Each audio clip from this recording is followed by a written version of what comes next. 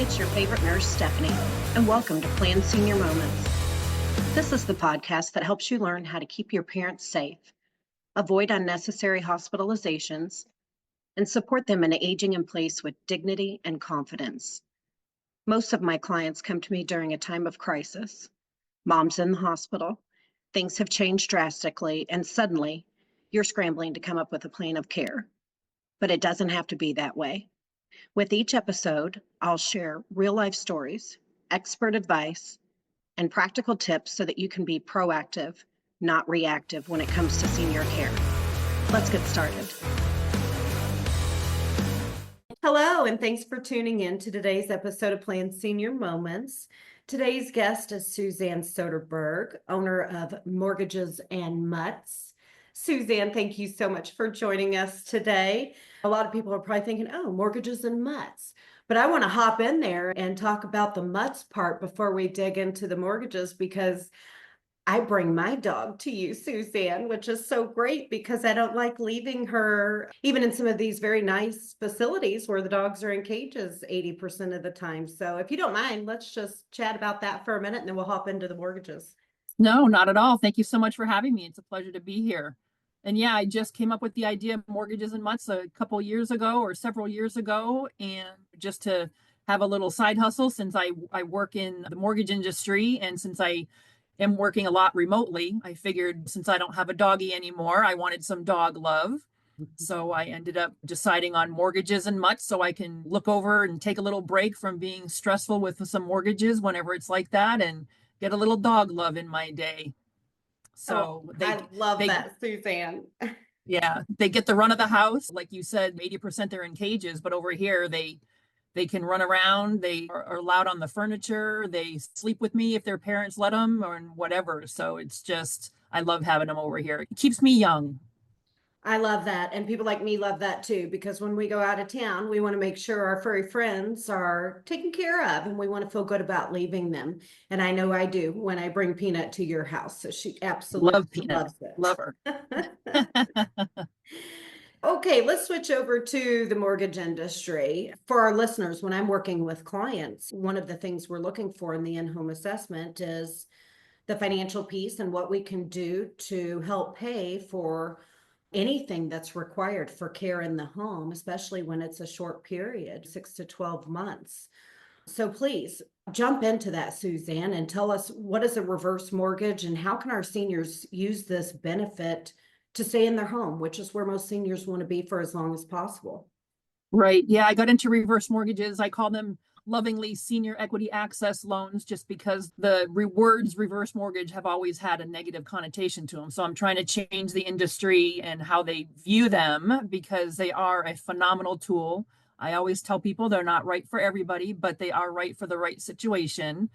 And basically what the reverse mortgage does is it allows a senior, and that's anyone over 62, standardly is over 62. There are products for 55 and over, but basically for the HECM product, which is the home equity conversion mortgage, they are available for people 62 and over, and it allows them to access some of the equity in their home in order for them to be able to age in place. So that equity they can use, it's their equity, it's leveraging a dead asset basically, and it just allows them to access some of that equity to pay for the home care needs that they have, any modifications that they might want to make. They can buy a car if they want, take a vacation with the grandkids if they want. It is theirs to do whatever they want to do with. And we call them a non-recourse loan, because even if you were to, because getting ahead of myself here, with the reverse mortgage, there can also be a line of credit that's attached to it that will actually grow.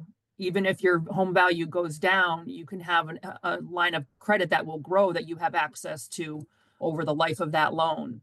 And if that balance grows and your reverse mortgage becomes more than the house is worth, then when you sell it, then that deficit is forgiven by the mortgage insurance that's on there.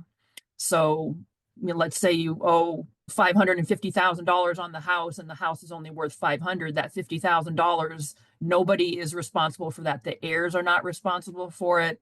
The estate is not responsible for it. That mortgage insurance takes care of that deficit of the $50,000 that's on there. So Is that why so many people have so much fear surrounding the reverse mortgage? I think there's this lack of knowledge, maybe this negative connotation attached to it. But from yeah, everything I've learned over my years in doing this is that it's a huge benefit. yeah, it's very much a benefit. And just like you said, the negative connotation, there used to be where the people wouldn't own the home. There's a lot of myths that are out there. I'm going to lose my house, or Right. the bank owns the house, or things like that. And it's not true. You always retain ownership to your house. You are the owner. You retain title. And then the loan is not due and payable until the last person either leaves the home as their primary residence, or if they pass away, then that loan is due and payable by the family. But like I said, that deficit, any equity that's left in the house does go to the estate.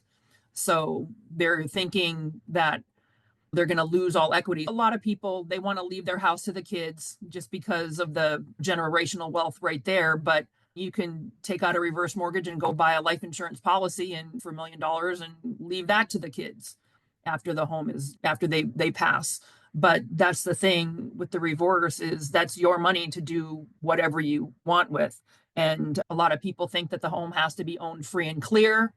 The home does not have to be owned free and clear. As long as we have enough in the reverse to pay off that mortgage, then you can get a reverse on that as well. And it's just a way to, like we said before, is leverage that asset to be able to do whatever. If it's the home remodel, or maybe you want to pay up, maybe you have a lot of credit card debt that's out there, maybe you have a car loan that's out there, because you take out a reverse mortgage and pay all those off. And then you have, because there's no mortgage payment, principal and interest payment that's due on that loan, then that frees up that money every month for your quote unquote income. So let's say you had a $2,000 mortgage payment and you get a reverse mortgage, that $2,000 payment goes away. So you don't have to pay that anymore. You do have to pay your property taxes and your insurance and any HOA fees, any assessment fees like that. But there is no requirement to repay that mortgage payment, the principal and interest portion of that payment. So it's just a great way to free up some extra money. And like I said, the remodels or paying off debt or whatever, that's your equity to do whatever you want to do with. This is great because in some circumstances, when I'm helping families, when we're looking on the financial side of how we're going to address the level of care change needs that have occurred for the spouse generally, right? There's one healthy and one unhealthy who needs quite a bit of care, but we know it's going to be for a short period of time. And it could be medical equipment, it could be home modifications, even private duty caregiving coming into the home, or skilled nursing that's not covered by insurance. So this is really peace of mind for the healthy spouse who needs to provide all of these things for the unhealthy spouse, get that person back to health and have the funds that they need to do that. So in my mind, that's the first thing that I always think about when we're looking at the financial piece as an option to present in front of these families. So when a family sees this as an opportunity, how does the process look for them, Suzanne? What do they need to do when they contact you? And how long does it generally take? What they would do is just give me a call, and then we would talk about their situation and what they're looking to do. Do they have a current mortgage against their home? What's the rough balance, or what the rough value of the house? And then what's their age? I usually get their birth date and then the property address, so I can run and see what the value might be compared to what they owe. And then everything on a reverse mortgage is based off of what the value of the house is, what your balance owed is, if any, and what your age is, because the older you are, the more access to the equity in the home you will receive. So we have a conversation all around that, so I can really figure out and run it in the system to see what kind of reverse mortgage they would be able to get. So it's just a conversation with the whole situation on what they're looking to do. And the whole process from the time that they decide to move forward, it takes about, I want to say 30 to 45 days. There is a mandatory counseling class that has to be taken. That's one of the consumer protections that was put in place, because they go over the reverse and all the ins and outs and the intricacies of the program, because they want to make sure these seniors are protected and they know what's happening, because it's not like your standard first mortgage, your forward mortgage, where you make a payment and the balance decreases. In here, you're taking out a mortgage, and as you do not make a point payment, that mortgage balance is actually growing. So they want them to understand, like I said, all the intricacies and the ins and outs of how these reverse mortgages work. So that mandatory class, I tell them about that. So that's within that 45-day window. Usually takes an hour or so on the phone to do that. But that's the gist of the time frames of that. And then just making sure they get all their questions answered, because it's a completely different mind shift on how you have to look at a reverse mortgage compared to what everyone's used to on the forward mortgage side. It even took me a little while when I first started doing it, but now that I have it, I've been doing it for several years now. It's just a great option. I know when I turn 62, I'm going to be looking at doing one myself to get rid of the payment, even though I'm going to make the payment myself anyway. I just want that line of credit to be able to grow, so I have access to that tax-free money in my retirement as well. That's a really great point to make, Suzanne, because I think it's utilized much more often than people are really aware of.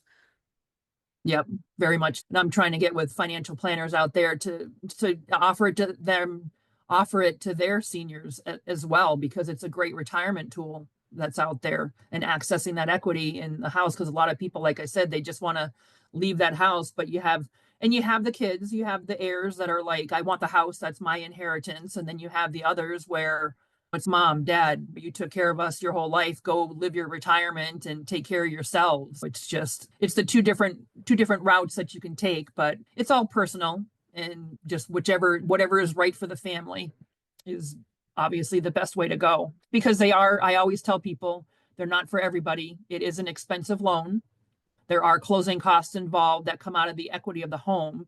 The only out-of-pocket cost someone would have is basically the appraisal fee and the counseling fee, but the rest of those closing costs do roll into the loan and are taken out of the equity. But I always let them know that it is an expensive loan, just because of the costs that are involved. But when you can have that kind of access to the equity and not have a mortgage payment, to me, it's a no-brainer almost, but to each their own. Right. No, this is great information. And a lot of people think if someone does reverse mortgages, that's all they do, but that's not the case. Right. So you're able to do everything. So could you go over the other services outside of just the reverse mortgage? Yep, I do all types of mortgages, whether someone's looking to purchase a home, refinance a home, if they're looking to buy a vacation home, investment property, anything like that. So I do any and all mortgages. I'm also a certified divorce lending professional. So a lot of with the reverse mortgage, not only for the home care, there's a lot of one of the biggest demographics coming up is the senior divorce. So that I've done several. So I do that, and that demographic is coming up, and I have done several reverses for them to get the equity out of their home to that. But anything to do with a mortgage is what I do. It doesn't matter what type it is. I'm licensed personally in 9 states, anywhere from California over to Texas, and then Michigan and Montana randomly. So that's where I am. I do it all. You name it. This is great, Suzanne, because this is such a complicated world when it's not your world, right? We just don't know anything about it. So we really rely on specialists like you to walk us through the circumstances and the situation, which is unique to all of the families that you work with and that I work with as well. So how do people find you? Do you want them to call you, go to your website, do both? What's the best way for people to call you to get more information? Any and all ways. They can give me a call at 602-206-3439. My website is SuzanneSoderberg.com. And then my email is Suzanne@SuzanneSoderberg.com. So any way is good. Just give a call and let me know that you saw the podcast and heard the information and were interested in more. And I'm happy to pick up the phone. I always have it with me and I always pick it up. And if I don't pick it up, just leave a message and I call you right back. That's wonderful, Suzanne. Thank you so much. And thank you so much. I really appreciate being here.